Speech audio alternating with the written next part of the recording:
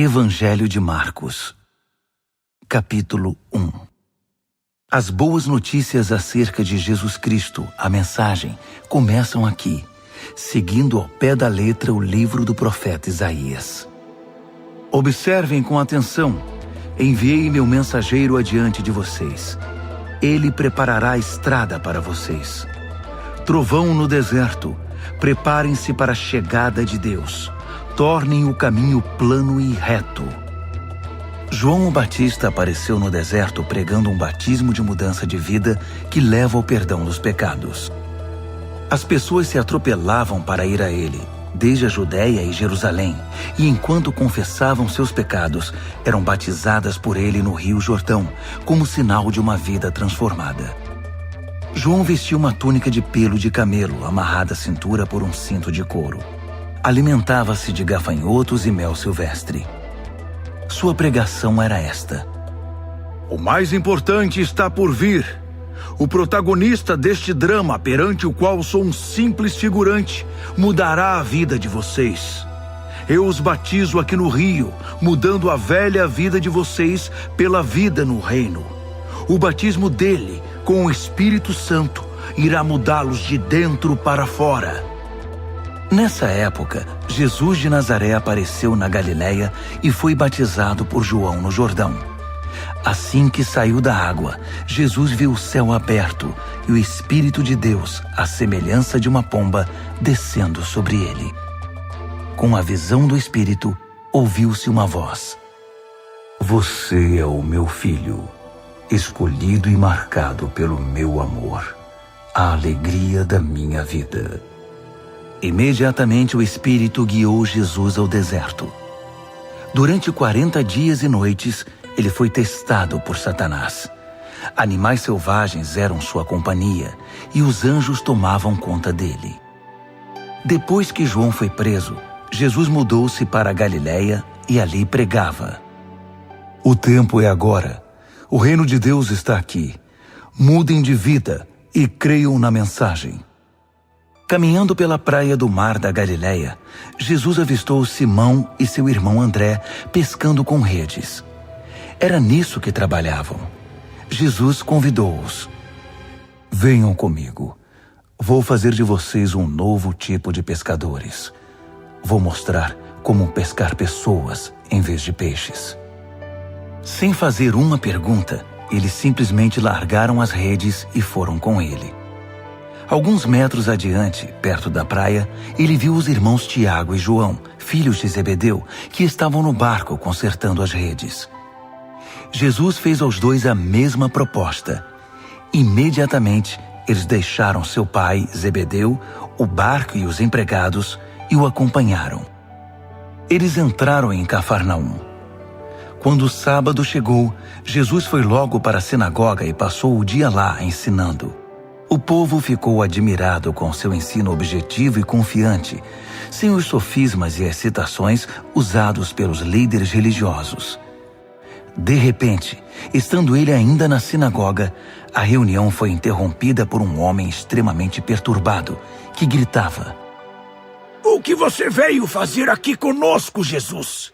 Sei o que você veio fazer aqui, Nazareno. Você é o Santo de Deus e veio aqui para nos destruir. Jesus ordenou: Quieto, saia dele. O espírito perturbador agitou o homem, protestou em voz alta e saiu. Os ouvintes impressionados cochichavam entre si: O que está acontecendo aqui? Um novo ensinamento com demonstração prática? Ele consegue calar espíritos demoníacos imundos e ainda os expulsa. A notícia correu rapidamente e todos na Galiléia ficaram sabendo do incidente. Jesus saiu da sinagoga e foi para a casa de Simão e André, acompanhado por Tiago e João. A sogra de Simão estava de cama, ardendo em febre. Informado disso, Jesus foi até onde ela estava, pegou-a pela mão e a fez levantar-se. Tão logo a febre a deixou, ela foi preparar o jantar para eles. Ao anoitecer, depois do pôr do sol, foram trazidas a ele pessoas doentes e afligidas por espíritos malignos. a cidade inteira fez fila na porta da casa. Ele curou os corpos doentes e as almas atormentadas. Os demônios conheciam sua verdadeira identidade, mas ele não permitia que se pronunciassem. Ainda não havia amanhecido quando ele se levantou e retirou-se para orar num lugar isolado. Simão e os que estavam com ele foram procurá-lo. Eles o encontraram e disseram: Todos estão à tua procura?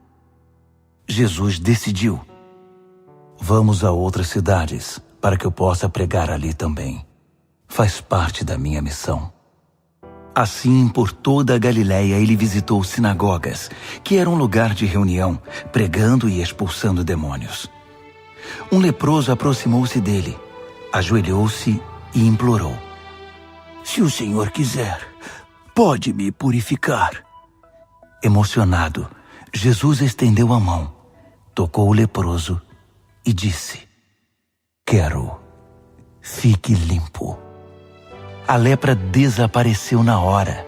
A pele do homem ficou lisa e saudável. Jesus o despediu com ordens estritas: Não diga nada a ninguém. Apenas se apresente ao sacerdote e leve a oferta de purificação, como Moisés prescreveu, para validar a cura diante da comunidade. Mas assim que se afastou de Jesus, o homem saiu contando a cura que recebera, espalhando a notícia por toda a cidade. Jesus então passou a entrar na cidade de modo mais discreto, pois já não podia fazer isso publicamente. No entanto, ele logo foi encontrado, e o povo corria para ele, vindo de todos os lugares. Marcos, capítulo 2. Passados alguns dias, Jesus voltou para Cafarnaum, e a notícia de que ele havia voltado logo se espalhou. Uma multidão se formou, bloqueando a entrada da casa, de modo que ninguém podia entrar ou sair.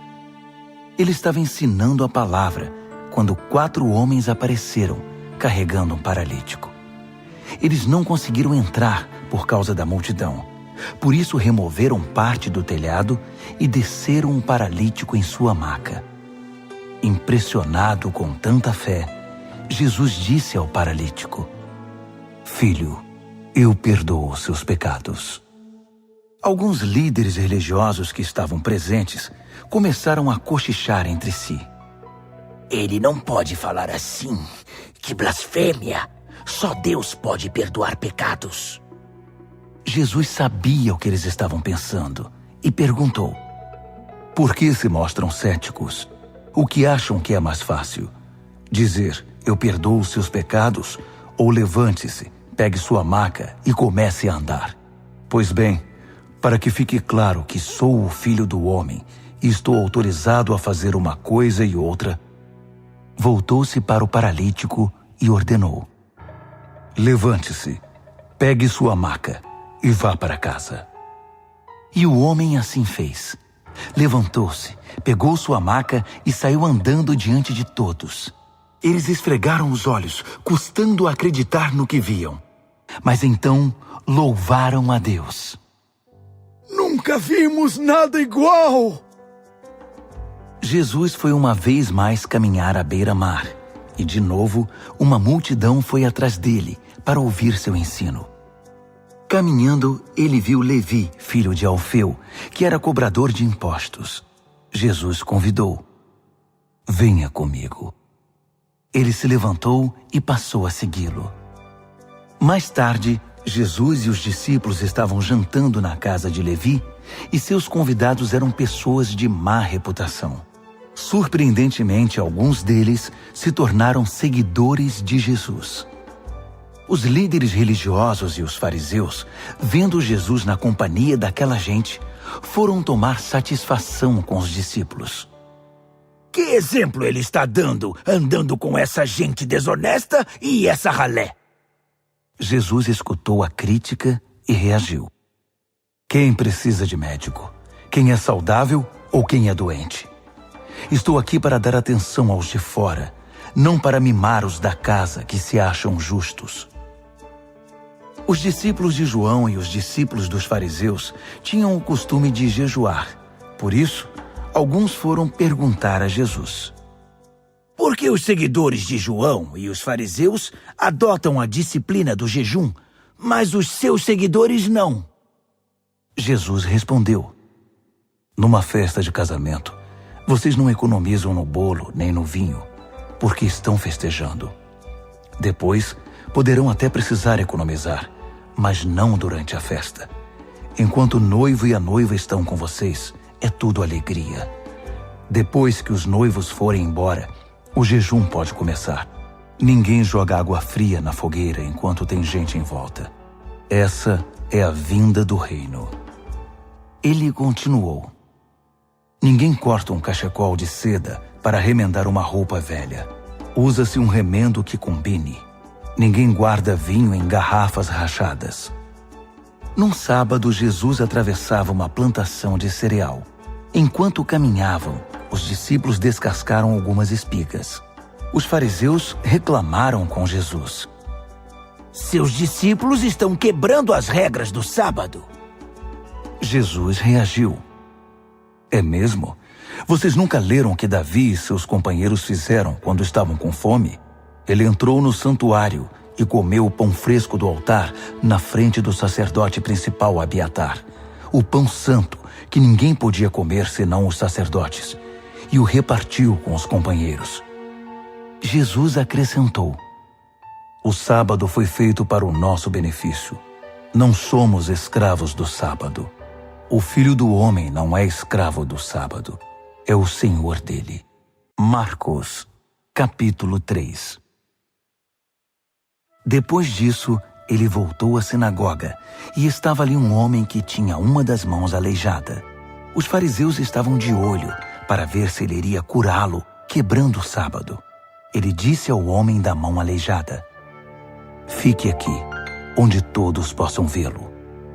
Então ele perguntou aos presentes: que atitude é coerente com o sábado? Fazer o bem ou o mal? Ajudar as pessoas ou deixá-las sem ajuda? Ninguém disse nada. Ele os encarou um a um, indignado com a religiosidade inflexível deles, e então ordenou ao homem: estenda a mão. Ele a estendeu. Ela ficou perfeita. Os fariseus se retiraram imediatamente, discutindo como unir forças com os partidários de Herodes para acabar com Jesus. Jesus partiu com seus discípulos para o mar, só para sair dali. Mas uma multidão imensa foi atrás dele.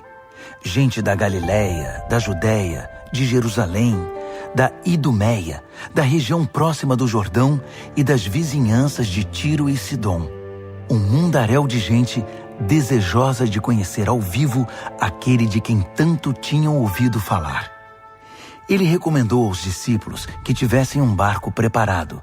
Assim, não seria atropelado pela multidão. Pelo fato de ele haver curado muitas pessoas, todos os que sofriam de algum mal se acotovelavam para chegar o mais perto possível dele e tocá-lo. E no caso dos espíritos malignos, quando o reconheciam, caíam e gritavam: você é o Filho de Deus! Mas Jesus não dava atenção a eles. Fazia-os calar, proibindo-os de dizer em público quem ele era. Ele subiu a uma montanha e convidou alguns para o acompanhar. Foram juntos, e ali ele escolheu 12 e os designou apóstolos. Jesus os reuniu para enviá-los a proclamar a palavra. Também lhes daria autoridade para expulsar demônios. Os 12 são: Simão.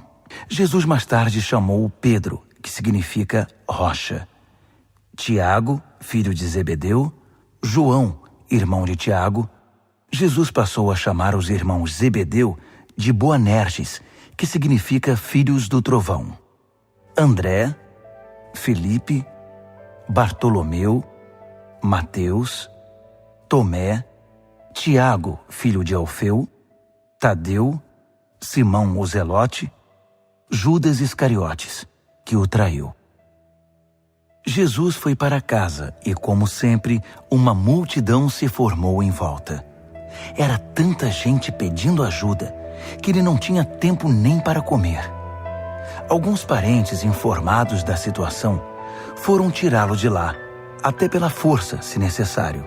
Eles suspeitavam que Jesus estava perdendo o juízo.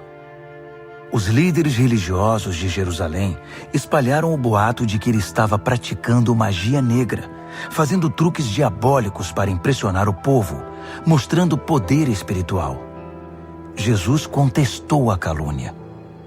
Faz sentido um demônio lutar contra outro demônio? Satanás expulsaria o próprio Satanás? Uma família que vive brigando se desintegrará. Se Satanás expulsa Satanás, não irá se destruir? Acham que é possível, em plena luz do dia, entrar na casa de um homem forte e acordado e roubar seus bens sem amarrá-lo primeiro? Amarrem-no e então poderão roubá-lo. Faço aqui uma advertência. Não há nada dito ou feito que não possa ser perdoado. Mas se vocês persistirem nas calúnias contra o Espírito Santo de Deus, estarão deliberadamente rejeitando aquele que perdoa, rompendo relações com aquele que os sustenta. Ele fez essa advertência porque era acusado por eles de ter ligação com o maligno. Naquele momento, sua mãe e seus irmãos apareceram. Estando do lado de fora, mandaram um recado, dizendo que queriam falar com ele. Ele estava cercado pela multidão quando recebeu o recado. Sua mãe e seus irmãos estão lá fora à sua procura. Jesus respondeu: Quem vocês acham que são minha mãe e meus irmãos?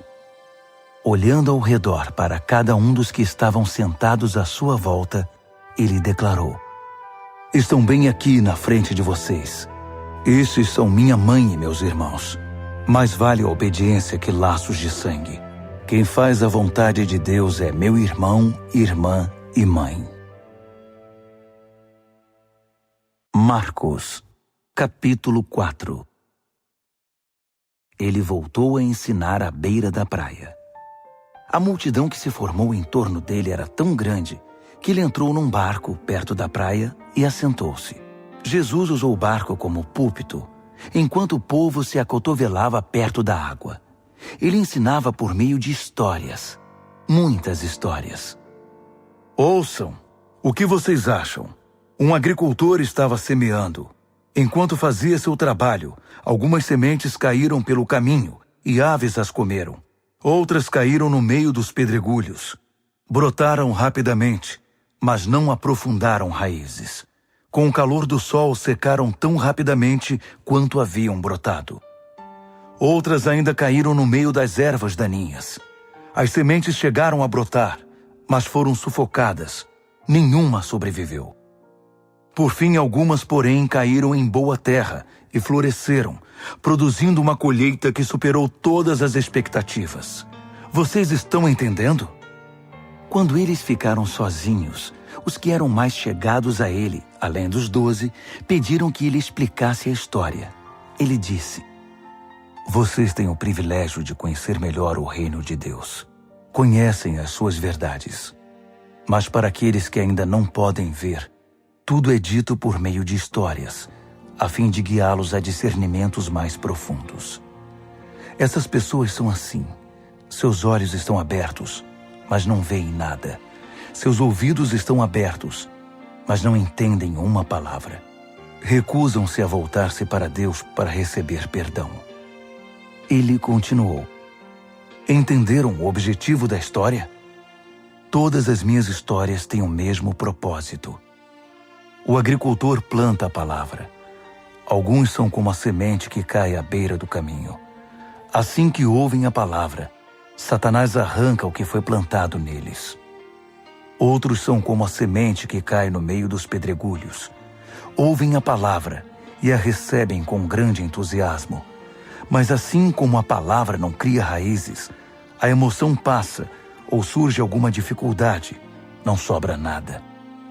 A semente lançada no meio das ervas daninhas é aquele que ouve a mensagem do reino, mas é vencido pela preocupação e pela ilusão de manter o que tem e de ganhar mais.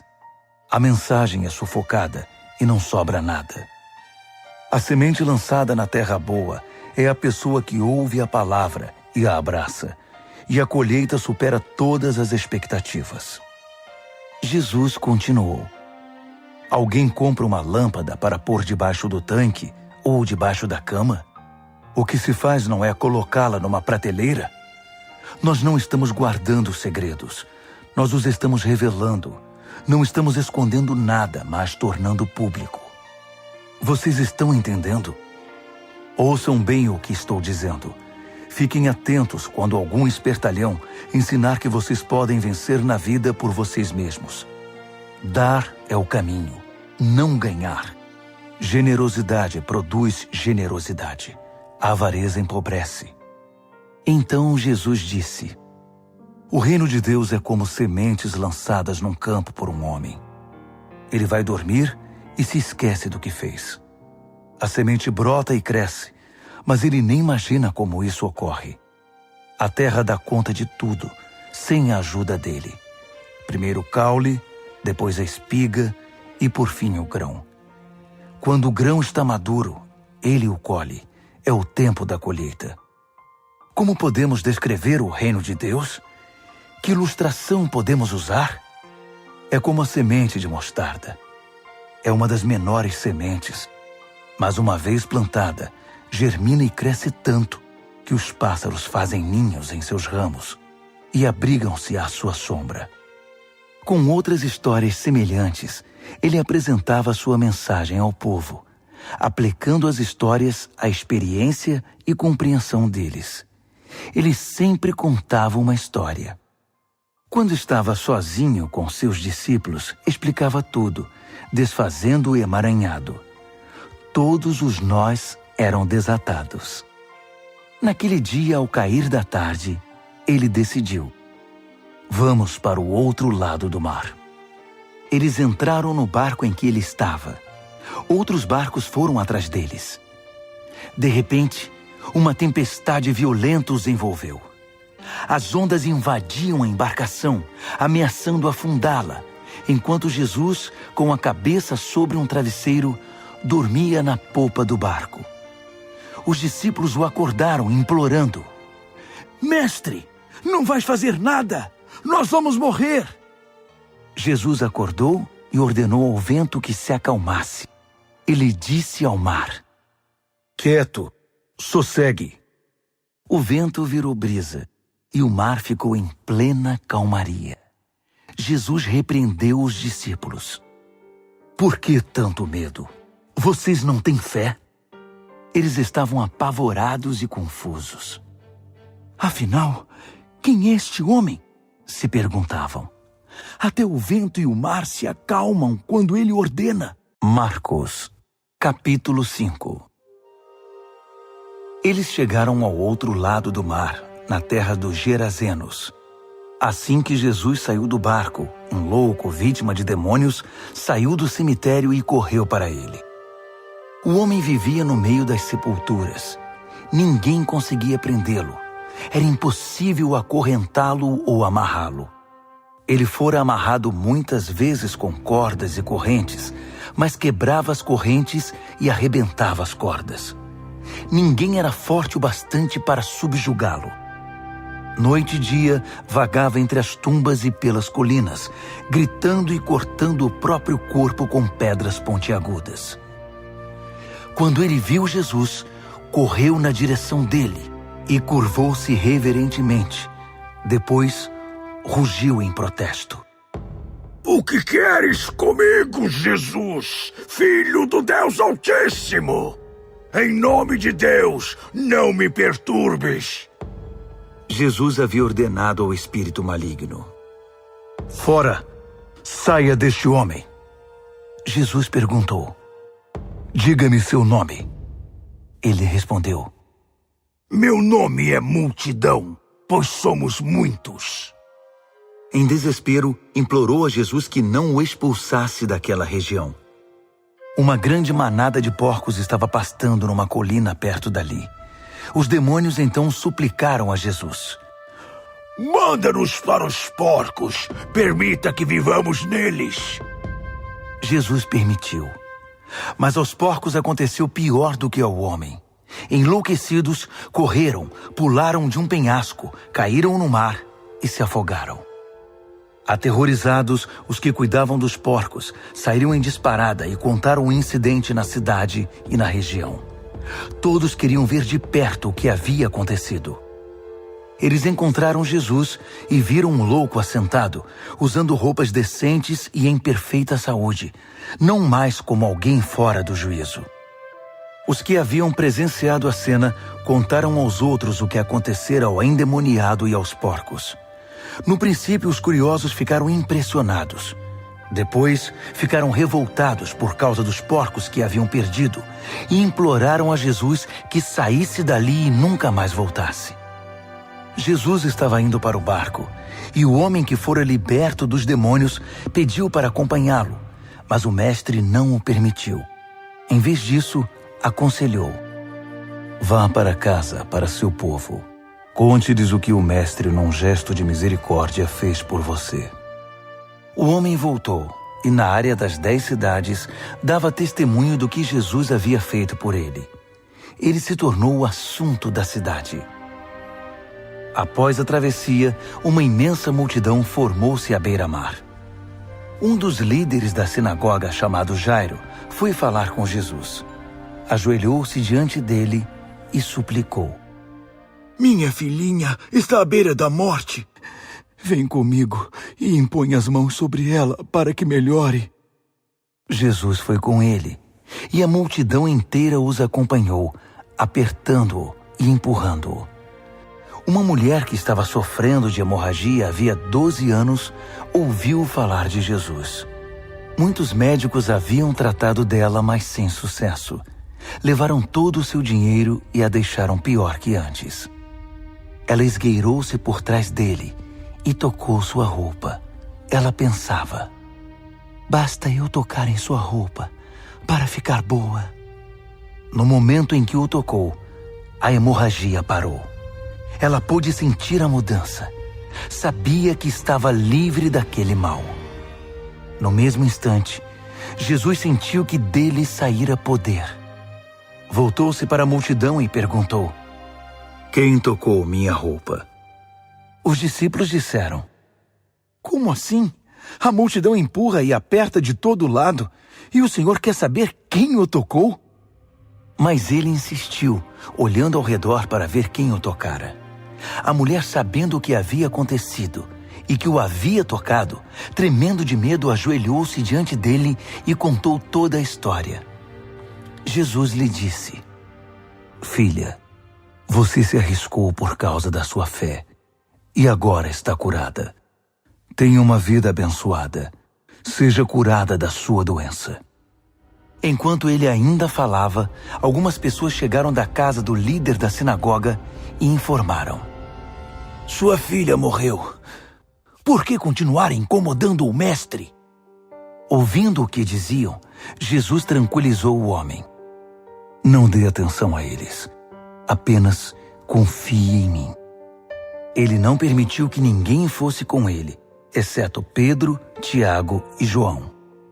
Entraram na casa, abrindo caminho entre os fofoqueiros, sempre ávidos por uma novidade, e pelos vizinhos que haviam trazido comida. Jesus foi ríspido com eles. Por que todo esse falatório e essa choradeira sem sentido? A criança não está morta, está dormindo. As pessoas na casa zombavam dele, achando que ele não sabia o que estava dizendo. Contudo, Jesus dispensou todos eles, chamou o pai e a mãe da criança e seus companheiros e entrou no quarto da menina. Segurando a mão dela, ordenou: Talita, cumi, que significa: menina, levante-se. Ela se levantou e começou a andar. A menina tinha 12 anos de idade. Os pais, obviamente, não continham a alegria, mas Jesus deu ordens estritas para que não contassem nada a ninguém e ordenou: deem a ela alguma coisa para comer. Marcos, capítulo 6. Quando partiu dali, Jesus voltou para sua cidade. Seus discípulos o acompanharam. No sábado, ele começou a ensinar na sinagoga. Os ouvintes ficaram impressionados. Ele é muito bom, comentavam. De onde vem tanta sabedoria, tanta capacidade? Perguntavam-se. Não demorou, porém, já estavam falando mal dele. Ora, ele é apenas um carpinteiro, o filho de Maria. Nós o conhecemos desde menino. Conhecemos também seus irmãos, Tiago, José, Judas e Simão, e suas irmãs. Quem ele pensa que é? Mesmo sem conhecê-lo direito, eles o desprezavam. Jesus declarou: um profeta só não é importante em sua terra e em sua família, nas ruas em que brincou quando criança. Jesus não pôde fazer muita coisa ali. Impôs as mãos sobre uns poucos doentes e os curou. Nada mais. Não pôde vencer a resistência deles. Assim, decidiu visitar as outras cidades, ensinando o povo. Jesus convocou os 12 e enviou-os em duplas. Deu-lhes autoridade e poder para enfrentar a oposição maligna, além das seguintes instruções.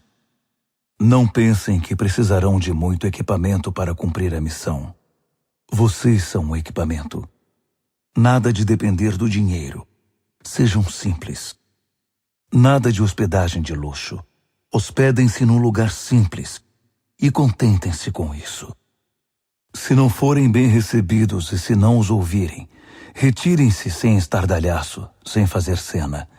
É hora de dar de ombros e continuar o caminho. Então eles partiram. Em alegre tom de urgência, anunciaram uma mudança radical de vida. Por onde passaram, expulsaram demônios e levaram saúde aos doentes, ungindo o corpo e curando a alma. Herodes tinha conhecimento de tudo isso, porque o nome de Jesus estava na boca de todo mundo. O rei dizia: esse deve ser João o Batista, que voltou dos mortos. Por isso é capaz de fazer milagres. Outros discordavam. Não, é Elias. Outros ainda opinavam. É um profeta, exatamente como os profetas dos tempos antigos. Herodes, porém, insistia. Tenho certeza de que é João. Eu o decapitei e agora ele está de volta, vivo. Esse Herodes foi aquele que mandara que João fosse preso e acorrentado por causa de Herodias, mulher de seu irmão Filipe. Pois João havia irritado Herodes por denunciar o adultério do rei. Fervendo de raiva, ela queria matá-lo, mas não ousou fazê-lo porque Herodes respeitava João. Convencido de que ele era um homem santo, o rei dispensava-lhe um tratamento especial. Sempre que o ouvia, sentia-se culpado. Mesmo assim, apreciava a palavra de João. Entretanto, chegou um dia especial, o aniversário de Herodes. Ele convidou toda a elite da Galileia, toda a nobreza. A filha de Herodias entrou no salão do banquete e dançou para os convidados. Ela encantou Herodes e todos os convidados. O rei disse à moça: peça-me qualquer coisa, darei o que você quiser. Entusiasmado, acrescentou: juro que divido meu reino com você se me pedir. Ela foi consultar sua mãe. O que devo pedir? Peça a cabeça de João, o Batista, foi a resposta. Empolgada, ela correu até o rei e pediu: quero a cabeça de João, o Batista, numa bandeja, e quero agora. O pedido deixou o rei abalado, mas para não perder o prestígio diante dos convidados, concedeu o que ela desejava. Ordenou que o carrasco fosse à prisão e trouxesse a cabeça de João. Ele cortou a cabeça de João e trouxe-a numa bandeja. Entregou-a à moça, que a levou para sua mãe. Quando os discípulos de João souberam do fato, foram buscar o corpo e lhe deram um sepultamento digno. Os apóstolos voltaram de sua missão e relataram a Jesus tudo o que haviam feito e ensinado. Jesus disse: venham, vamos parar e descansar um pouco. Era tanta gente indo e vindo que que eles não tinham tempo nem para comer. Eles entraram no barco e foram para um lugar mais tranquilo. Entretanto, alguém os viu partindo, e a notícia se espalhou. Muita gente saiu correndo das cidades vizinhas e chegou ao lugar de destino antes deles. Quando Jesus saiu do barco, uma multidão imensa o aguardava. Ao ver todo aquele povo, ele ficou comovido. Afinal, eram como ovelhas sem pastor. Ele imediatamente pôs-se a ensiná-los. Já no cair da tarde, os discípulos viram que Jesus estava se alongando e o interromperam. Estamos no meio do nada e está ficando tarde. Despede o povo para que eles saiam e consigam o que comer nas redondezas. Jesus respondeu: vocês vão dar comida a eles. Eles perguntaram: é sério? Mesmo que gastemos uma fortuna? Mas ele não estava brincando. Quantos pães vocês têm? Verifiquem. Não demorou para saberem. 5 pães e 2 peixes, informaram. Jesus mandou que todos se assentassem em grupos de 50 ou de 100 na grama verde. Ele tomou os 5 pães e os 2 peixes, olhou para o céu, orou, abençoou o pão, partiu e entregou tudo aos discípulos, que por sua vez o repartiram com o povo. Ele fez o mesmo com o peixe. Todos comeram e ficaram satisfeitos. Os discípulos recolheram 12 cestos de sobras, e os que participaram da refeição foram cerca de 5.000. Terminada a refeição, Jesus insistiu em que os discípulos entrassem no barco e fossem para Betsaida, enquanto ele despedia o povo. Em seguida, ele subiu a uma montanha para orar. Tarde da noite, o barco já estava longe, e Jesus ainda estava em terra. Ele podia ver a dificuldade de seus companheiros com os remos, pois o vento estava contra o barco. Por volta das 4 horas da madrugada, Jesus foi na direção deles, andando sobre o mar. E quando se aproximou e eles o viram, pensaram que fosse um fantasma e gritaram apavorados. Jesus tratou de tranquilizá-los. Calma, sou eu. Não tenham medo. Assim que ele entrou no barco, o vento cessou. Eles ficaram perplexos, coçando a cabeça e tentando entender tudo o que havia acontecido. Não haviam entendido o que ele fizera na hora da refeição. Estavam com o coração endurecido. Concluíram a travessia, ancoraram o barco em Genezaré e lá o deixaram. Assim que pisaram em terra, a notícia rapidamente se espalhou. O povo correu até onde eles estavam, trazendo doentes em macas. Para onde quer que ele fosse, aldeia, cidade ou rota de comércio, os doentes eram levados até um local público. Eles imploravam que Jesus lhes permitisse tocar pelo menos na orla de sua roupa. E todos que a tocavam eram curados. Marcos, capítulo 7. Os fariseus e alguns líderes religiosos, vindos de Jerusalém, reuniram-se à volta dele para reclamar que os discípulos dele eram negligentes com as purificações rituais antes das refeições.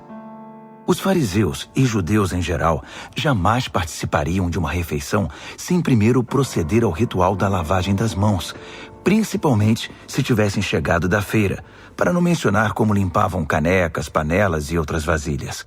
Os fariseus e os líderes religiosos perguntaram: por que seus discípulos desrespeitam as leis, fazendo as refeições sem lavar as mãos? Jesus reagiu: Isaías estava certo a respeito de enganadores como vocês. Ele acertou em cheio. Esse povo faz um grande show, dizendo as coisas certas, mas o coração deles não está nem aí para o que dizem. Fazem de conta que me adoram, mas é tudo encenação. Eles me usam apenas como desculpa para ensinar o que se adapta ao seu gosto, alterando o mandamento de Deus e sempre adotando modismos. Ele continuou: que conveniente, não? Vocês se livram do mandamento de Deus para seguir os modismos religiosos sem serem incomodados. Moisés disse claramente: respeitem seu pai e sua mãe. Disse também: Quem desrespeitar o pai ou a mãe será morto. Mas vocês driblam um mandamento, alegando que é perfeitamente aceitável dizer ao pai ou à mãe: vou ofertar a Deus a ajuda financeira que eu deveria dar a vocês. Assim, vocês se livram da obrigação que têm para com os pais. Vocês anulam a palavra de Deus e a trocam por suas próprias regras. Vocês são especialistas nesse tipo de coisa. Dirigindo-se à multidão, ele acrescentou: ouçam agora, todos vocês. Prestem bastante atenção. Não é o que vocês comem que contamina a vida. É o que sai de vocês. Essa é a verdadeira contaminação. Ele voltou para casa depois de falar à multidão e seus discípulos disseram: não entendemos. O Senhor poderia nos explicar? Jesus respondeu: vocês também? Será que não entendem? Não sabem que o que se come não pode contaminar ninguém? Pois o que se come não vai para o coração, mas para o estômago. É digerido e depois é eliminado. Com isso, Jesus desafiou as minuciosas leis dietéticas dos judeus, afirmando que todos os alimentos podem ser comidos. Ele continuou: o que contamina é o que sai da pessoa. É do coração que vomitamos maus pensamentos, obscenidade, imoralidade, roubo, assassinato, adultério, cobiça, depravação, engano, bebedice, olhar maldoso, calúnia, arrogância, insensatez. Essa é a verdadeira contaminação. Dali, Jesus partiu e foi para os arredores de Tiro. Entrou numa casa para não ser encontrado, mas a notícia de sua chegada se espalhou. Ele estava dentro de casa quando uma mulher, cuja filha era perturbada por um espírito maligno, ficou sabendo de sua presença ali. Ela se ajoelhou aos seus pés, implorando ajuda. A mulher era grega, cirofenícia de nascimento, e pediu que ele curasse sua filha. Ele disse: espere sua vez. Os filhos devem ser alimentados primeiro. Se sobrar alguma coisa, os cães poderão comer. Ela foi rápida. Entendo, mestre, mas os cães não comem das migalhas que os filhos deixam cair? Jesus ficou impressionado. Tem razão. Vá para casa. Sua filha não está mais perturbada.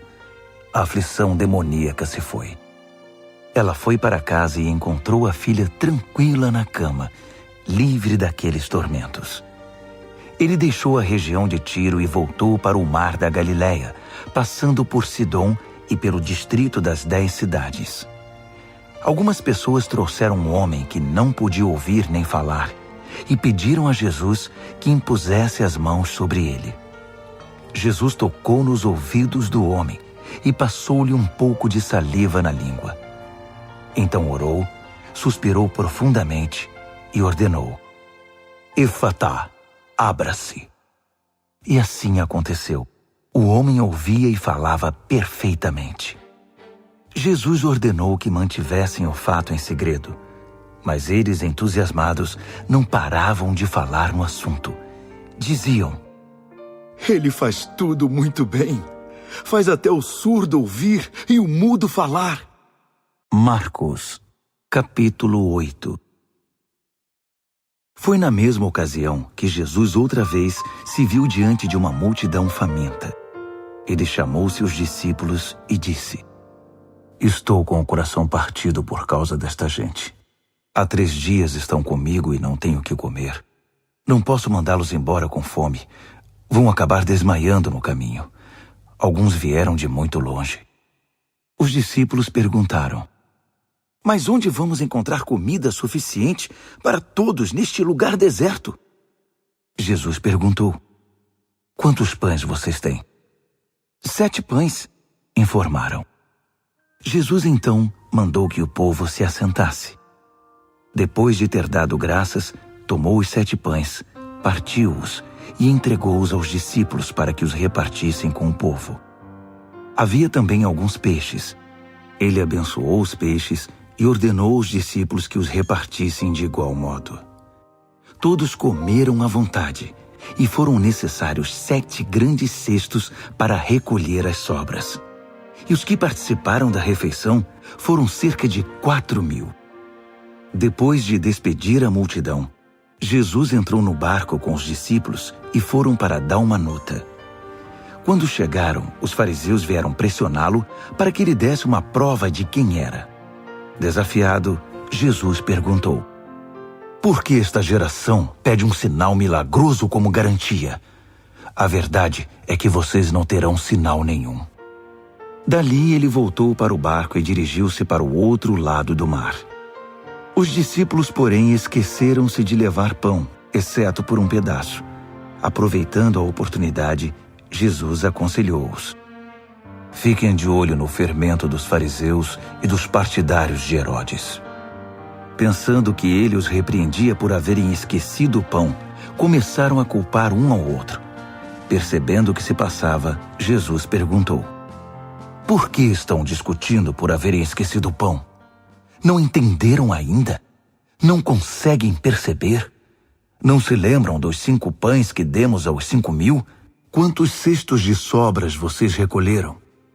Eles responderam: 12. E dos 7 pães para os 4.000? Quantos cestos de sobras vocês recolheram? 7. Ele perguntou: ainda não entendem? Ao chegarem eles a Betsaida, algumas pessoas trouxeram um cego e pediram a Jesus que o tocasse. Tomando-o pela mão, ele o levou para fora da cidade. Passou saliva nos olhos do homem, impôs as mãos sobre ele e perguntou: consegue ver alguma coisa? Ele olhou para cima e disse: vejo homens, só que eles parecem árvores andando. Jesus voltou a impor as mãos sobre ele.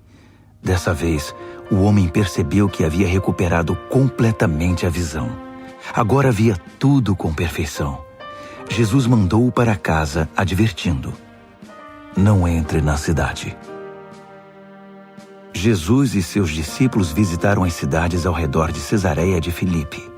Enquanto caminhavam, ele perguntou: quem o povo diz que eu sou?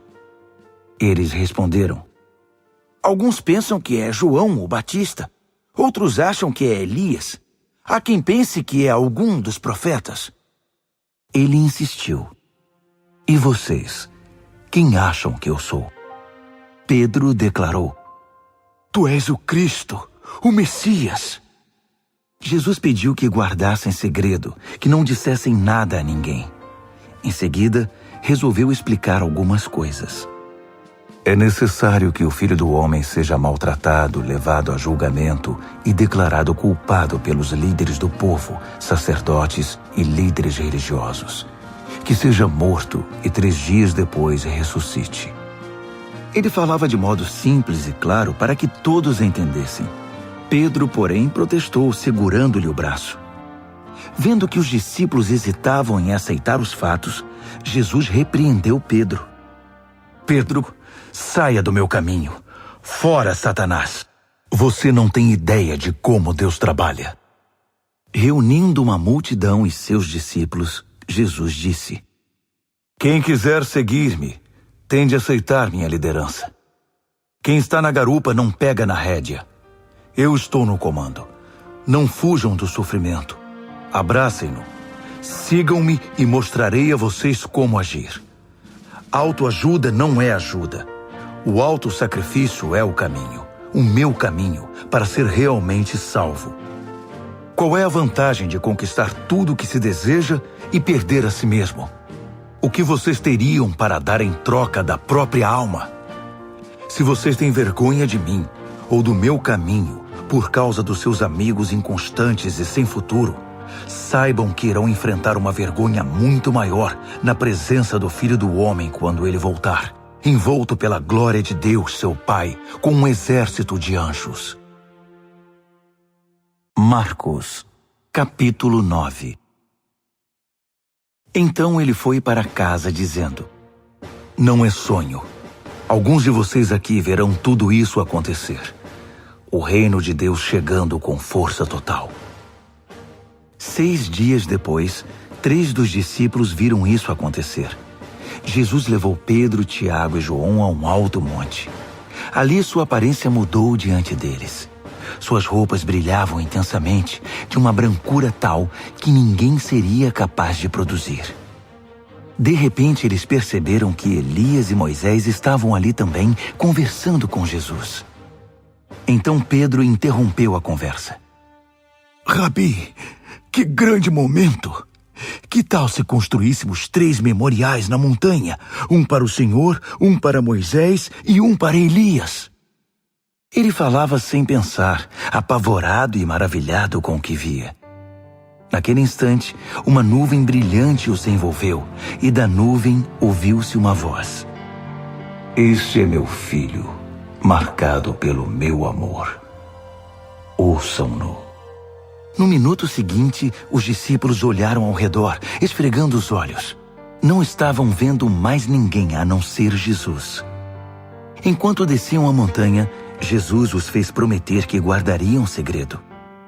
Não digam nada a ninguém sobre o que viram, até que o Filho do Homem levante-se dos mortos. Mas eles ficaram imaginando o que significaria levantar-se dos mortos. Eles fizeram uma pergunta. Por que os líderes religiosos dizem que Elias tem de vir primeiro? Jesus explicou. Elias vem para deixar tudo pronto. A verdade, porém, é que Elias já veio, mas eles não o reconheceram. Eles o desprezaram, assim como irão tratar o Filho do Homem. De acordo com as Escrituras, ele sofrerá terrivelmente. Será torturado e tratado com desprezo. Quando desceram a montanha para se reunir aos outros discípulos, viram-se rodeados por uma multidão imensa que debatia com os líderes religiosos. Assim que viu Jesus, o povo ficou animado. Correram para ele e o saudaram.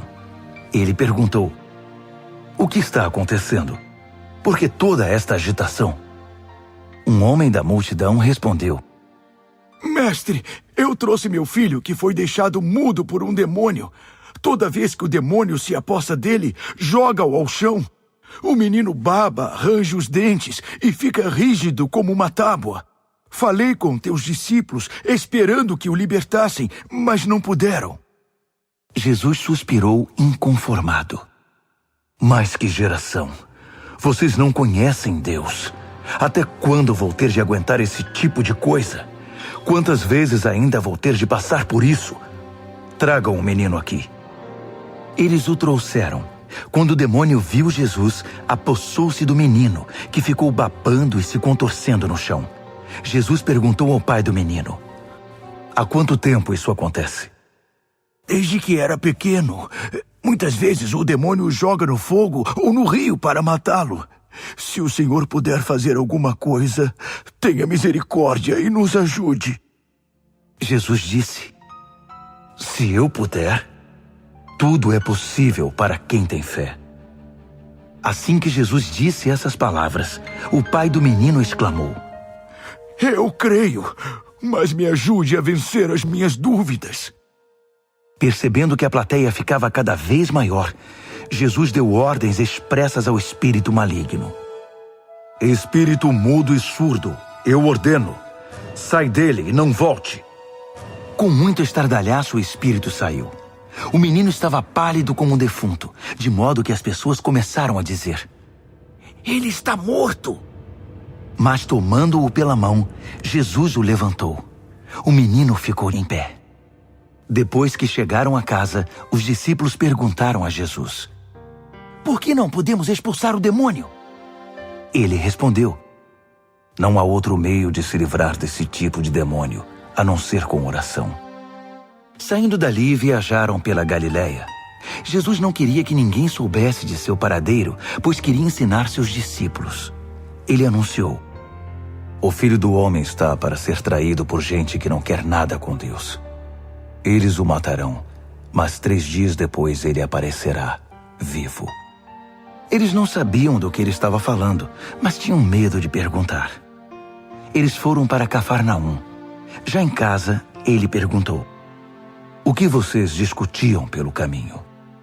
O silêncio foi constrangedor, porque eles estavam discutindo sobre quem deles era o maior. Ele se assentou, chamou os 12 e disse: Saibam que quem quiser ser o primeiro ficará por último e será servo de todos. Ele pôs uma criança no meio da sala e, pegando-a nos braços, disse: Quem recebe uma dessas crianças como eu estou fazendo, recebe-me também.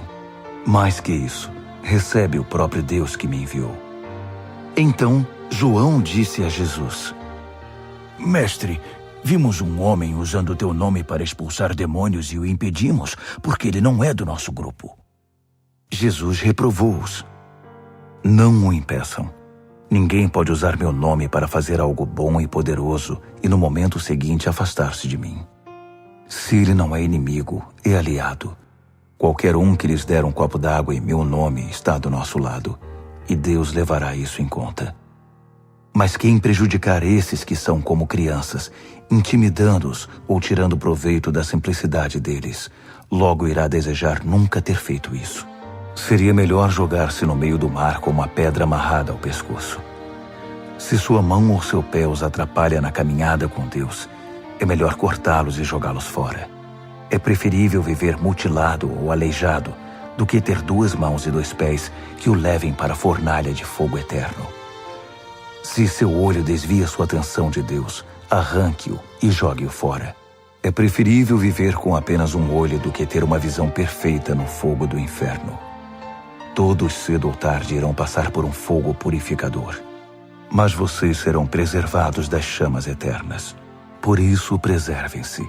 Vivam sempre em paz. Marcos, capítulo 10. Dali ele foi para a região da Judéia, do outro lado do Jordão. Como sempre, uma multidão o acompanhava, e ele punha-se a ensiná-los. Um dia, os fariseus vieram provocá-lo. É permitido a um homem divorciar-se de sua esposa?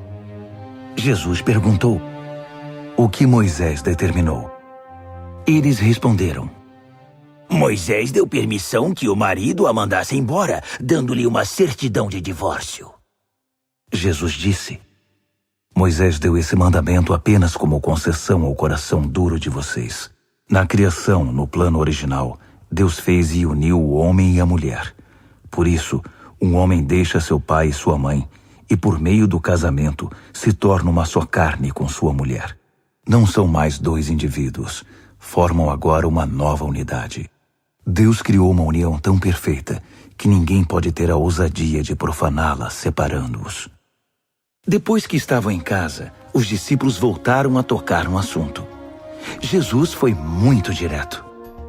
O homem que se divorcia de sua esposa para se casar com outra comete adultério contra ela. A mulher que se divorcia do marido para se casar com outro comete adultério também. Alguns estavam trazendo crianças a Jesus, na esperança de que ele as abençoasse. Mas os discípulos deram uma bronca nessa gente. Jesus não escondeu a irritação. Não tentem afastar essas crianças. Não as impeçam de vir a mim. O reino de Deus é feito de pessoas que são como crianças. Prestem atenção.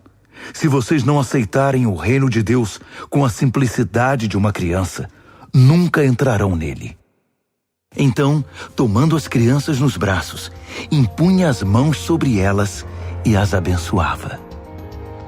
Jesus caminhava pela rua e um homem veio correndo, ajoelhou-se e perguntou: Bom mestre, que devo fazer para alcançar a vida eterna? Jesus perguntou: Por que você me chama bom? Ninguém é bom a não ser Deus. Você conhece os mandamentos. Não mate, não cometa adultério, não roube, não minta, não engane, honre seu pai e sua mãe. Ele disse: Mestre, faço tudo isso desde muito novo. Jesus olhou-o nos olhos e, cheio de amor por ele, disse: Falta algo. Venda tudo o que você tem e dê aos pobres. Toda a sua riqueza então estará no céu. Depois venha me seguir. Foi um choque. Aquela era a última coisa que ele esperava ouvir. Assim, abatido, ele se foi. Sendo muito apegado aos seus bens, não queria abrir mão de tudo. Enquanto observava, Jesus disse aos seus discípulos: Vocês fazem ideia de como é difícil para os ricos entrar no reino de Deus? Os discípulos foram pegos de surpresa, mas Jesus continuou: Vocês não imaginam como é difícil. É mais fácil um camelo passar pelo fundo de uma agulha. Os discípulos ficaram chocados. Se é assim, quem tem chance? Perguntaram. Jesus olhou bem firme para eles e disse: Ninguém tem chance se pensam que conseguirão pelo esforço próprio. A única maneira é deixar Deus agir. Só Ele tem o poder de fazer. Pedro então lhe disse: Nós deixamos tudo para te seguir. Jesus disse: Guardem isto. Ninguém que sacrifique casa, irmãos, irmãs, mãe, pai, filhos, propriedades, seja o que for, por minha causa e por causa da mensagem, sairá perdendo. Eles terão tudo de volta, multiplicado muitas vezes em casas, irmãos, irmãs, mães, filhos e propriedades, mas também em problemas. Terão ainda o prêmio da vida eterna. Aí está de novo a grande inversão. Muitos primeiros serão últimos, e muitos últimos primeiros. De volta à estrada, eles foram para Jerusalém. Jesus ia adiante, e eles o seguiam, confusos e um pouco amedrontados. Ele chamou os 12 e disse: Ouçam-me com atenção. Estamos a caminho de Jerusalém. Quando chegarmos lá, o Filho do Homem será entregue aos mestres da lei e aos líderes religiosos. Eles irão condená-lo à morte. Eles o entregarão aos romanos, que irão zombar dele, cuspir nele, torturá-lo e matá-lo. Mas depois de 3 dias, ele se levantará vivo. Tiago e João, filhos de Zebedeu, foram falar com Jesus. Mestre, queremos que o Senhor faça algo por nós. Verei se posso fazer. Eles pediram: Permite que tenhamos os lugares de maior honra na tua glória, um à tua direita e outro à esquerda. Jesus disse: Vocês não fazem ideia do que estão pedindo. Vocês são capazes de beber do cálice que estou para beber e de receber o batismo que estou para receber? Sem dúvida, disseram eles. Por que não? Jesus disse: Pensem nisto. Vocês vão mesmo beber o cálice que eu bebo e ser batizados com o meu batismo. Mas quanto aos lugares de honra, não é comigo. Isso já está decidido. Os outros 10 ouviram a conversa e ficaram indignados com Tiago e João. Então Jesus os reuniu para consertar a situação. Ele disse: Vocês já devem ter notado como o poder sobe a cabeça dos governantes deste mundo, que logo se tornam tiranos. Vocês não devem agir assim. Quem quiser ser o maior deve se tornar servo. Quem quiser ser o primeiro deve se tornar escravo. É o que o Filho do Homem faz. Ele veio para servir, não para ser servido, e para dar a própria vida para salvar muita gente. Depois de passarem algum tempo em Jericó, Jesus saiu da cidade, seguido pelos discípulos e por uma multidão. E um mendigo cego chamado Bartimeu, filho de Timeu, estava sentado à beira do caminho. Quando ele soube que Jesus o Nazareno passava por ali, começou a gritar: Filho de Davi! Jesus! Misericórdia! Tem misericórdia de mim! Muitos tentaram fazê-lo calar, mas ele gritava ainda mais alto: Filho de Davi! Tem misericórdia de mim! Jesus parou e ordenou: Tragam-no aqui. Eles foram chamá-lo. Hoje é o seu dia. Ele está chamando você. Levante-se. Jogando longe sua capa, ele ficou em pé e foi até Jesus. Jesus perguntou: O que você quer de mim? O cego respondeu: Senhor, eu quero ver. Siga seu caminho. Sua fé salvou e curou você, disse Jesus. No mesmo instante, ele recuperou a visão e seguia Jesus estrada fora.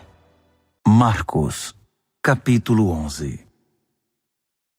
Quando se aproximaram de Jerusalém, à altura de Betfagé e Betânia, perto do Monte das Oliveiras, Jesus enviou 2 discípulos com estas instruções: Vão à aldeia que está adiante. Ali encontrarão um jumentinho amarrado. Ele nunca foi montado. desamarrem-no e tragam-no aqui. Se alguém perguntar o que vocês estão fazendo, digam: o Senhor precisa dele, mas vai devolvê-lo. Eles foram e encontraram um jumentinho numa rua, amarrado a um portão. Eles o desamarraram, mas alguns dos que estavam ali perguntaram: por que estão desamarrando o jumentinho? Os discípulos responderam exatamente como Jesus os instruíra, e não foram mais incomodados. Assim, levaram o jumentinho e puseram suas capas sobre ele, e Jesus o montou. Muitos estendiam seus mantos pela estrada, dando a Jesus uma recepção de rei. Alguns lançavam seus mantos na rua, outros espalhavam ramos que haviam cortado nos campos. Havia muita gente por todo lado gritando: Hosana! Bendito é o que vem em nome de Deus! Bendito o reino do nosso pai Davi que está chegando! Hosana nos altos céus! Ele entrou em Jerusalém e foi para o templo. Parou ali para observar o movimento, mas como era tarde, voltou para Betânia com os 12. No dia seguinte, depois que saíram de Betânia, ele sentiu fome. No caminho avistou uma frondosa figueira. Aproximou-se dela para encontrar figos, mas não achou nada além de folhas. Não era a época de figos. Ele disse à árvore: nunca mais alguém comerá dos seus frutos. E os discípulos ouviram.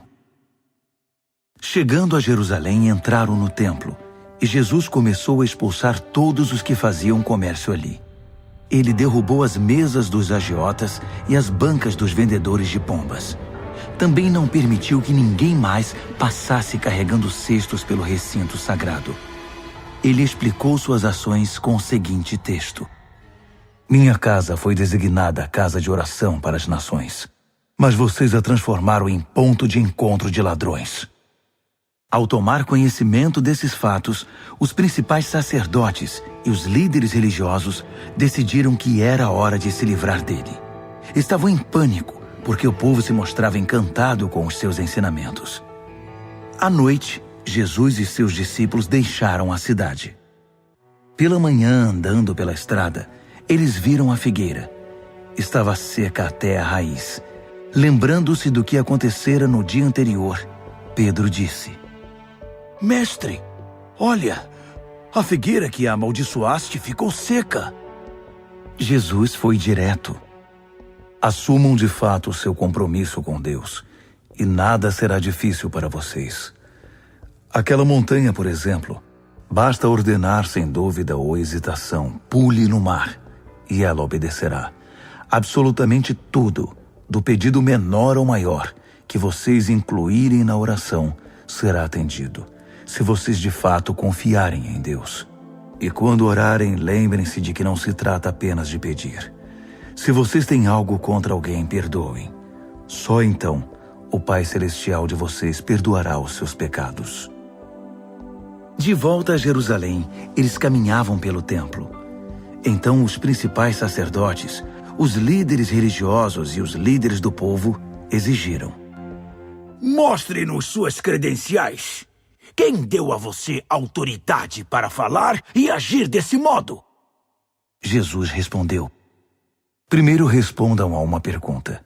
Se a responderem, também responderei a sua. No caso do batismo de João, quem o autorizou? Deus ou os homens? Digam-me. Eles ficaram numa situação difícil e sabiam disso. Confusos, cochichavam entre si. Se dissermos Deus, ele vai perguntar por que não acreditamos nele. Se dissermos os homens, estamos em apuros, porque o povo tinha João na conta de profeta. Decidiram então dar a vitória a Jesus dessa vez. Não sabemos, responderam. Jesus concluiu: então também não vou responder a pergunta de vocês. Marcos, capítulo 12. Em seguida, Jesus começou a lhes contar algumas histórias. Um homem plantou uma vinha, cercou-a, fez um tanque de espremer uvas, construiu uma torre de vigilância, arrendou-a aos lavradores e saiu em viagem. Quando chegou a época da colheita, ele enviou um empregado para receber sua parte nos lucros. No entanto, os lavradores o agarraram, espancaram e mandaram embora de mãos vazias. Ele mandou outro empregado que também foi agredido e humilhado. Depois enviou outro, que foi assassinado. O mesmo aconteceu com muitos outros. Uns foram agredidos, outros assassinados. Restava apenas um que podia ser enviado, seu filho amado. Já quase sem esperanças, decidiu enviar o próprio filho, pensando: meu filho eles vão respeitar. Mas os lavradores perceberam a oportunidade. Esfregaram as mãos cheios de cobiça e disseram: esse é o herdeiro. Vamos matá-lo e ficar com a vinha. Então o agarraram e mataram, e depois jogaram o corpo fora da vinha. O que vocês acham que o proprietário da vinha irá fazer? Isso mesmo, vai se livrar dessa gente. Depois arrendará a vinha a outros. E vocês podem confirmar nas Escrituras. A pedra que os pedreiros rejeitaram é agora a principal. Isso é obra de Deus. Nós esfregamos os olhos, custando a crer nisso. Percebendo que o recado era para eles, os líderes religiosos quiseram prendê-lo na hora. Mas como estavam receosos da opinião pública, acharam melhor recuar. Por isso saíram dali tão rápido quanto puderam. Os mesmos líderes enviaram alguns fariseus e partidários de Herodes, certos de que iriam incriminá-lo. Eles disseram: Mestre, conhecemos a sua integridade. Sabemos que o senhor não se importa com a opinião popular, não explora seus discípulos e ensina o caminho de Deus com muito zelo. Diga-nos com toda a honestidade, é correto pagar impostos a César? Jesus percebeu de imediato a malandragem e disse: qual a razão desse joguinho? Por que tentam me pegar com essas armadilhas? Vocês têm uma moeda? Deixe-me vê-la. Eles lhe entregaram uma moeda. Quem é este que aparece na moeda? Que nome está gravado nela? César, disseram. Jesus concluiu: deem a César o que lhe pertence e deem a Deus o que lhe é devido. Eles ficaram de boca aberta, sem saber o que responder. Alguns saduceus, o grupo que nega a ressurreição, perguntaram a Jesus: Mestre, Moisés escreveu que se um homem morre sem filhos, o irmão dele é obrigado a se casar com a viúva e ter filhos com ela. Pois bem, havia 7 irmãos. O primeiro casou-se e morreu sem filhos. O segundo casou-se com a viúva. Ele morreu, mas também não teve filhos. O mesmo aconteceu com o terceiro. De fato, os 7 se casaram com ela, mas nada de filhos. Por fim, a mulher morreu. A pergunta é esta: na ressurreição, de quem ela será esposa? Afinal, ela foi casada com cada um deles. Jesus respondeu: vocês estão raciocinando errado e vou dizer por quê. Primeiro, não conhecem as Escrituras. Segundo, não sabem como Deus atua. Depois da ressurreição, o casamento já não mais existirá. Assim como os anjos, toda a nossa atenção estará em Deus. Com respeito à ressurreição dos mortos, vocês nunca leram as Escrituras? Vejam que Deus, de dentro da sarça, disse a Moisés: eu sou, não eu era, o Deus de Abraão, o Deus de Isaque e o Deus de Jacó. O Deus vivo é o Deus dos vivos, não dos mortos. Portanto, vocês não sabem de nada. Um dos líderes religiosos, depois de acompanhar os debates e perceber como Jesus era incisivo em suas respostas, fez uma pergunta: qual é o mais importante de todos os mandamentos? Jesus respondeu: o primeiro em importância é o seguinte: ouça, Israel, o Senhor seu Deus é único. Ame o Senhor seu Deus com toda a paixão, toda a fé, toda a inteligência e todas as forças. E o segundo é: ame o próximo como a você mesmo. Não há nenhum outro mandamento que se compare a esses. Um líder religioso disse: que resposta maravilhosa, mestre! Tão lúcida e precisa. Deus é único e não há outro. Devemos amá-lo com toda paixão, inteligência e forças e amar ao próximo como a nós mesmos.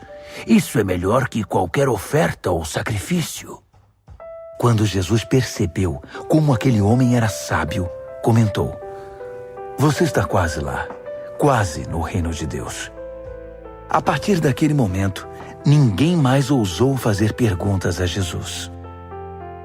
Enquanto ensinava no templo, Jesus perguntou: Como podem os líderes religiosos ensinar que o Messias é filho de Davi, quando todos sabemos que Davi, inspirado pelo Espírito Santo, disse: Deus disse ao meu Senhor: Assente-se aqui ao meu lado direito até que eu faça dos seus inimigos um descanso para os pés. Davi declara que o Messias é seu mestre. Como pode, então, o Messias ser também seu filho? A multidão estava maravilhada com o que ouvia. Ele continuou a ensinar: Cuidado com os líderes religiosos.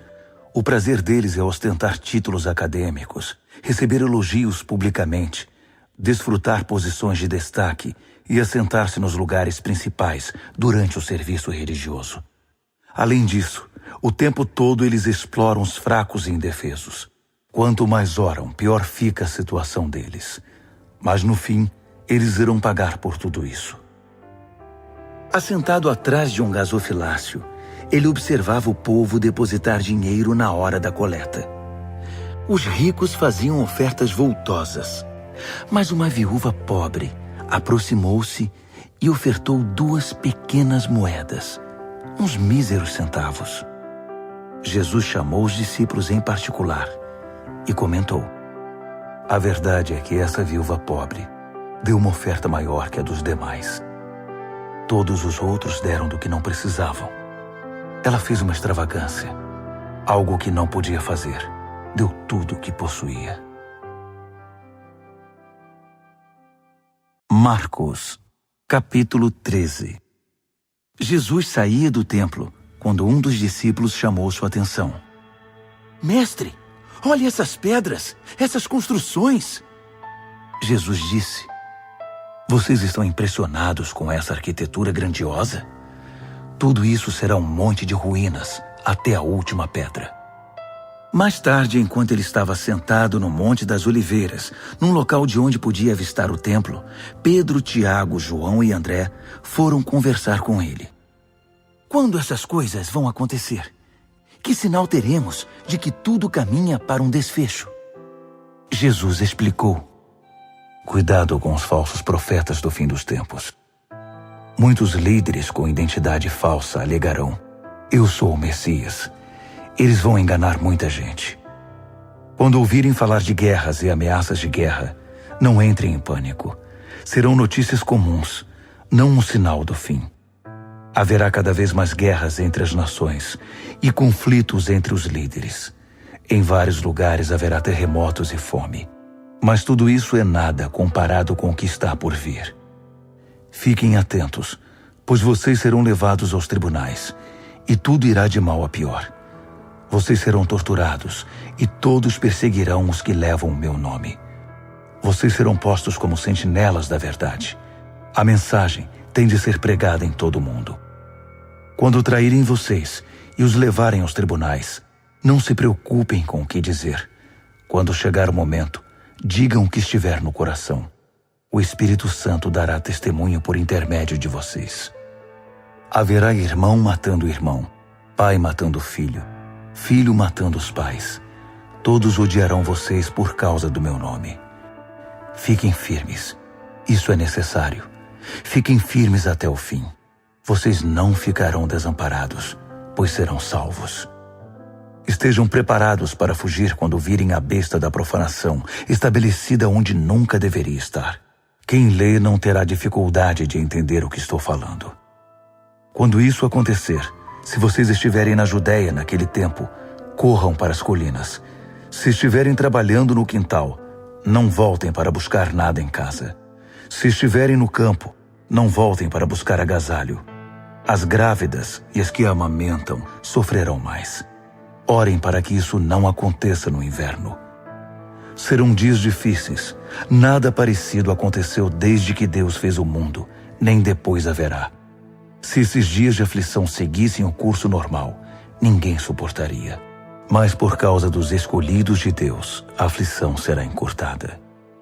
Se alguém anunciar, aqui está o Messias, ou apontar, lá está ele, não caiam nessa. Falsos messias e pregadores mentirosos surgirão aos montes.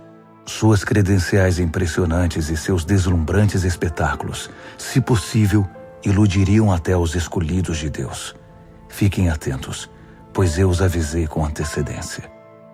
Após aqueles tempos difíceis, o sol perderá o seu brilho, a lua ficará nublada, as estrelas cairão do céu e os poderes cósmicos sofrerão abalo. Então todos irão ver o Filho do Homem chegar em grande estilo. Seu esplendor encherá o céu. Ninguém deixará de ver. Ele enviará seus anjos, que ajuntarão os escolhidos de Deus dos 4 cantos da terra, desde os lugares mais distantes. Aprendam a lição da figueira. Quando percebem que ela começou a florescer e verdejar, vocês sabem que o verão está chegando. O mesmo acontecerá com vocês. Quando virem os sinais, saberão que não demorará muito. Levem isso a sério. Não estou me dirigindo apenas às gerações futuras, mas a vocês também. Esta era continua até que todas essas coisas aconteçam. O céu e a terra vão desaparecer, mas as minhas palavras jamais. Querem saber o dia e a hora? A verdade é que ninguém sabe, nem os anjos do céu, nem mesmo o Filho, só o Pai. Portanto, fiquem atentos, pois vocês não sabem o momento exato. É como um homem que vai viajar e deixa a casa sob a responsabilidade dos empregados, cada qual com uma tarefa, e põe o porteiro para vigiar. Portanto, permaneçam em seu posto, vigiando. Vocês não sabem a que horas o dono da casa vai voltar. De noite, à meia-noite, ao cantar do galo ou pela manhã. Vocês não vão querer que ele apareça sem aviso e os encontre dormindo no posto. Por isso reforço a advertência. Permaneçam em seus postos. Vigiem. Marcos, capítulo 14. Dali a 2 dias começaria a festa da Páscoa, com 8 dias de duração, e a festa dos pães sem fermento. Os principais sacerdotes e líderes religiosos estavam procurando um modo de prender Jesus e matá-lo. Eles concordaram em que não deveriam fazer isso durante a semana da Páscoa. Não queremos iniciar uma guerra, disseram. Jesus estava em Betânia como convidado de Simão, o leproso. Enquanto jantava, uma mulher apareceu com um frasco de perfume muito caro. Abrindo o frasco, ela derramou o perfume sobre a cabeça de Jesus. Alguns convidados ficaram indignados. Que desperdício! Esse perfume poderia ser vendido pelo valor do salário de 1 ano e o dinheiro distribuído entre os pobres. Eles fuzilavam a mulher com os olhos. Jesus, porém, disse: Deixem-na em paz. Por que vocês a incomodam? Ela acaba de fazer algo tão maravilhoso para mim. Os pobres estarão sempre aí, todos os dias, mas eu não. Sempre que quiserem, poderão fazer algo por eles, mas não para mim. Ela fez o que pôde, quando pôde. Ungiu meu corpo para o sepultamento. Tenho certeza de uma coisa. Em qualquer lugar do mundo em que a mensagem for pregada, o que ela fez aqui será lembrado e admirado. Então Judas Iscariotes, um dos 12, procurou o sacerdote principal, determinado a trair Jesus. Eles mal podiam acreditar no que ouviam e lhe prometeram uma boa recompensa. Ele ficou apenas esperando o momento certo de entregá-lo. No primeiro dia da festa dos pães sem fermento, dia de preparar o sacrifício da Páscoa, os discípulos perguntaram a Jesus: Onde queres que preparemos a ceia da Páscoa? Ele orientou 2 dos discípulos. Vão para a cidade. Um homem com um jarro de água encontrará vocês. Sigam-no. Perguntem ao proprietário da casa em que ele entrar. O mestre quer saber em qual aposento ele poderá comer a ceia da Páscoa com seus discípulos. O homem mostrará a vocês uma sala no 2º andar, espaçosa, limpa e arrumada. Façam ali os preparativos. Os discípulos foram para a cidade e tudo aconteceu como ele lhes dissera.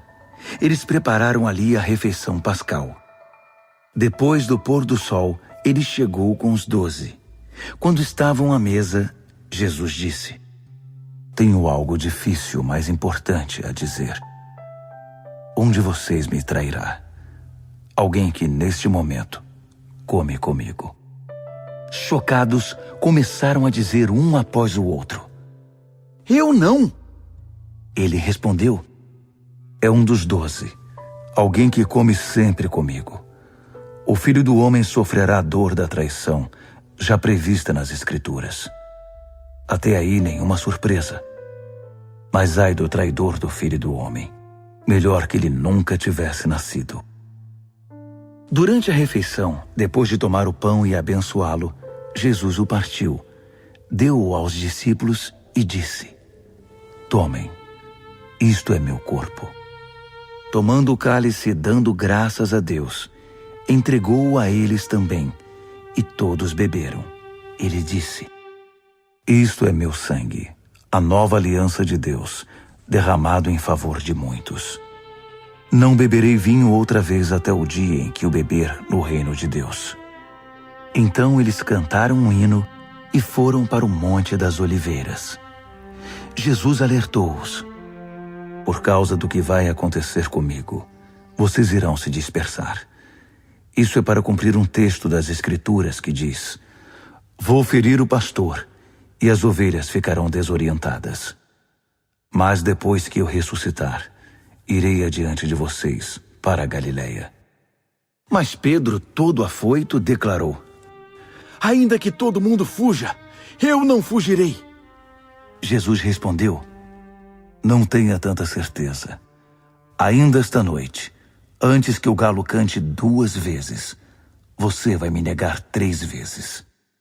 Pedro protestou, falando sem pensar: Ainda que eu tenha de morrer contigo, jamais te negarei. Todos os outros disseram o mesmo. Então eles foram para um jardim chamado Getsêmani. Jesus disse aos discípulos: Fiquem aqui, enquanto vou orar mais adiante. Levando consigo Pedro, Tiago e João, ele mergulhou em grande agonia e declarou: A tristeza que sinto é uma tristeza de morte. Fiquem aqui e vigiem comigo. Indo um pouco mais adiante, prostrou-se no chão e orou: Paizinho, Pai, Tu podes me livrar. Afasta este cálice de mim. Mas, por favor, não seja o que eu quero, mas sim o que Tu queres. Quando voltou aos discípulos, encontrou os 3 dormindo e disse a Pedro: Simão, você veio para dormir? Não pode aguentar nem 1 hora? Fiquem atentos. Orem sempre para que não caiam em tentação antes mesmo de perceber o perigo. Uma parte de você está disposta a fazer qualquer coisa por Deus, mas a outra parte simplesmente não reage. Depois disso, voltou ao seu lugar e fez a mesma oração. Retornando mais uma vez, ele os encontrou dormindo. Eles simplesmente não conseguiam manter os olhos abertos e não tinham nem como se desculpar. Ele voltou pela 3ª vez e disse: Vocês vão dormir a noite toda? Minha hora chegou. O Filho do Homem está prestes a ser traído e entregue nas mãos dos pecadores. Levantem-se. Vamos.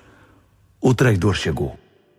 Ele mal acabou de falar e Judas, do grupo dos 12, apareceu, acompanhado por um bando de maus elementos enviados pelos principais sacerdotes, líderes religiosos e demais líderes. Eles traziam espadas e paus.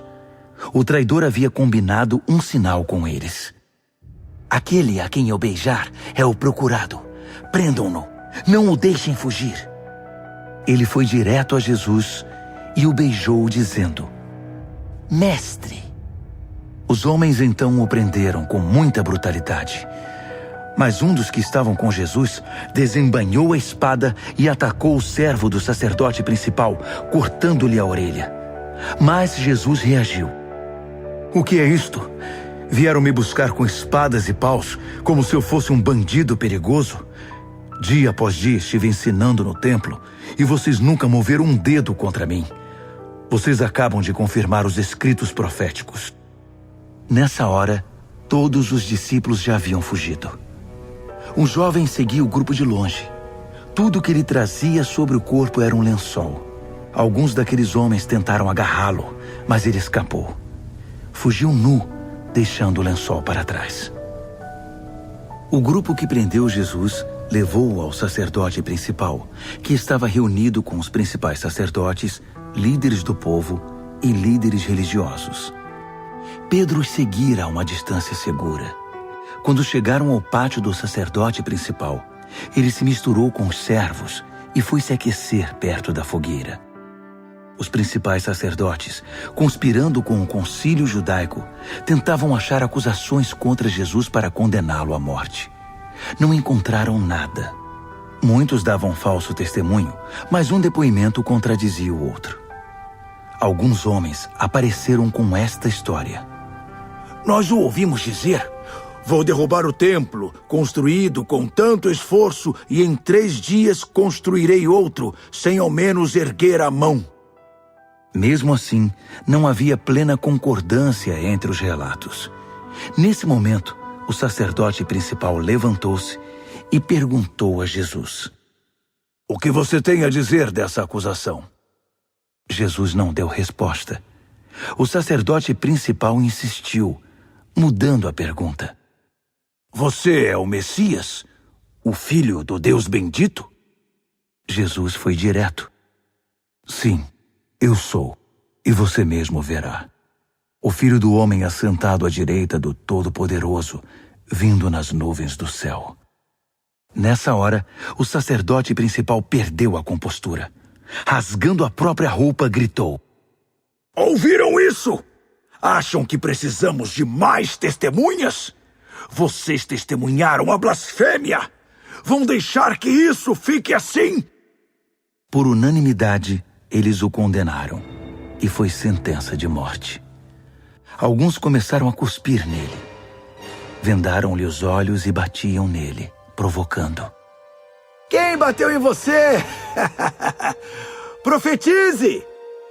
Os guardas levaram-no dali, sem interromper o espancamento. Enquanto isso, Pedro estava no pátio.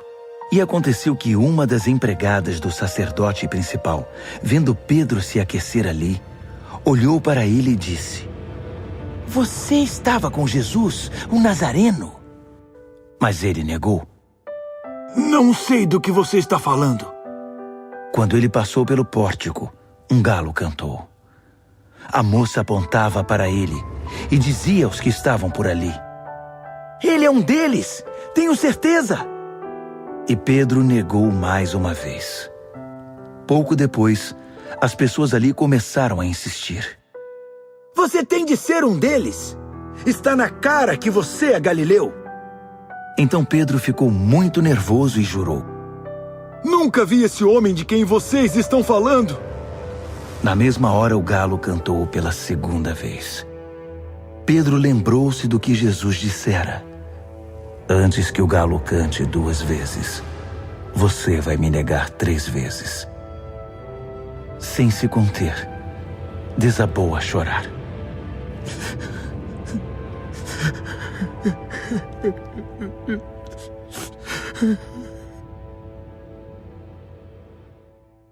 Marcos, capítulo 15.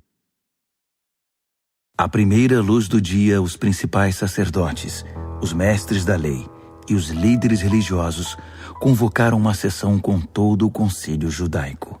Eles amarraram Jesus com cuidado e foram levá-lo a Pilatos. Pilatos perguntou: Você é o rei dos judeus? Jesus respondeu: Se você diz. Os principais sacerdotes derramaram diante do governador um dilúvio de acusações. Pilatos insistiu: Você não vai responder nada? São muitas acusações. Mesmo assim, ele ficou em silêncio. Pilatos ficou impressionado. Havia o costume de se libertar um prisioneiro na festa, qualquer um que o povo pedisse. Na ocasião, havia outro prisioneiro chamado Barrabás, preso com revoltosos que haviam cometido assassinato num levante contra Roma. A multidão logo iria apresentar seu pedido, e Pilatos se antecipou a eles. Vocês querem que eu liberte o rei dos judeus? O governador sabia que fora por pura inveja que os sacerdotes haviam entregado Jesus. No entanto, os principais sacerdotes haviam orientado a multidão para que pedissem a libertação de Barrabás. Mas Pilatos perguntou: Então, o que farei com este homem que vocês chamam rei dos judeus? Eles gritaram: Crucifique-o! Pilatos objetou: Mas por qual crime? Contudo, eles gritavam ainda mais alto: Crucifique-o! Pilatos atendeu ao pedido da multidão. Libertou Barrabás e entregou Jesus para ser açoitado e crucificado.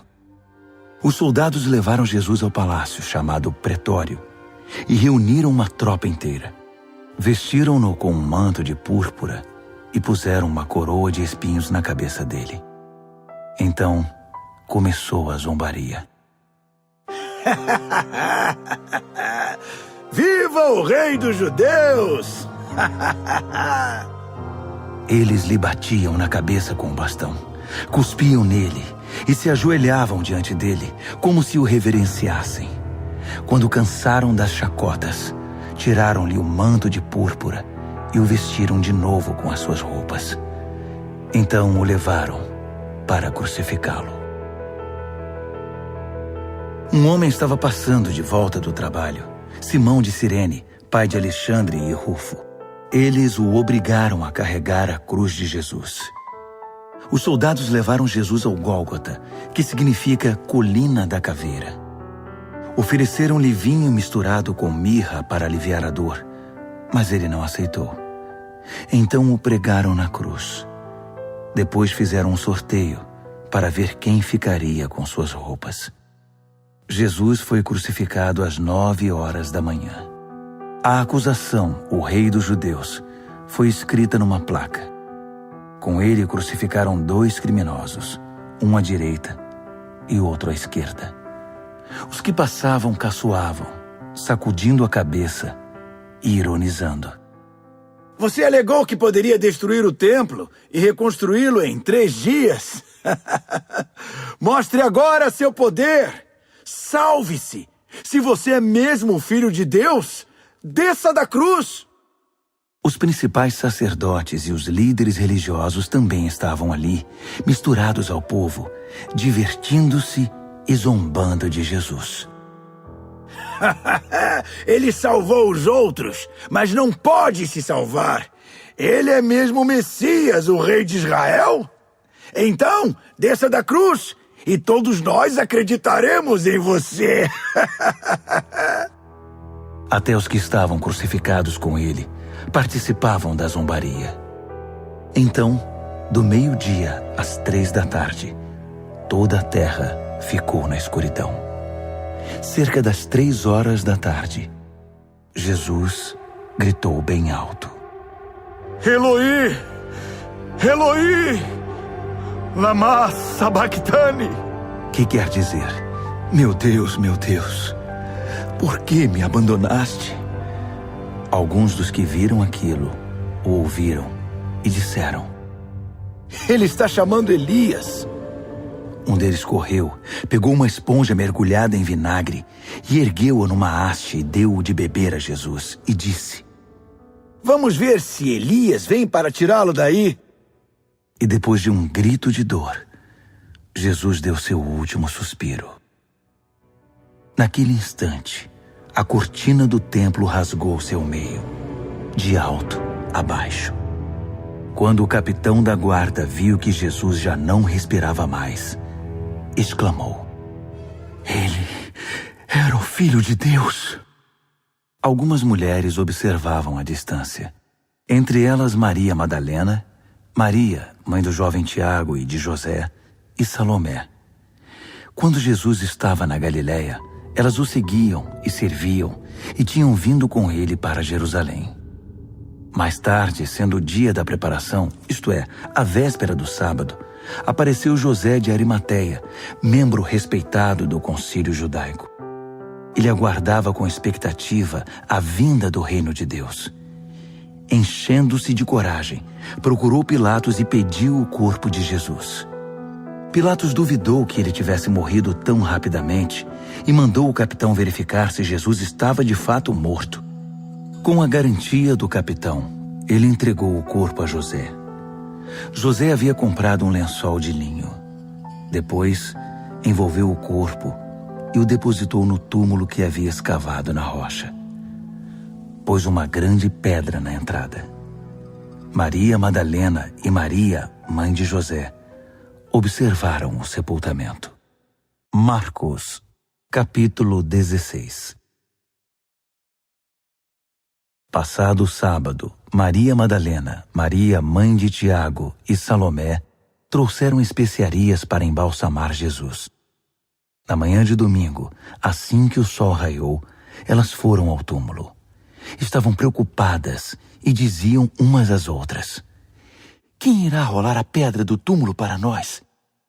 Ao chegar, elas descobriram que a pedra já havia sido rolada. Era uma pedra muito grande. Elas se aproximaram e viram um jovem vestido de branco, assentado à direita. Ficaram muito assustadas. Então, ele lhes disse: "Não tenham medo. Sei que vocês procuram Jesus o Nazareno, aquele que foi crucificado. Ele ressuscitou. Não está mais aqui. Vejam vocês mesmas que o lugar está vazio. Agora podem ir. Digam aos discípulos dele e a Pedro que ele vai adiante de vocês para a Galileia. Vocês o verão lá, exatamente como ele disse." Elas saíram o mais rápido que puderam, nervosas e ainda um tanto atordoadas. Amedrontadas, não disseram nada a ninguém. Depois de ressuscitar, Jesus apareceu bem cedo, na manhã de domingo, para Maria Madalena, a quem havia libertado de 7 demônios. Ela procurou os antigos companheiros na fé, chorando, e deu a notícia a eles. Quando ouviram que ele estava vivo e que ela o tinha visto, não acreditaram nela.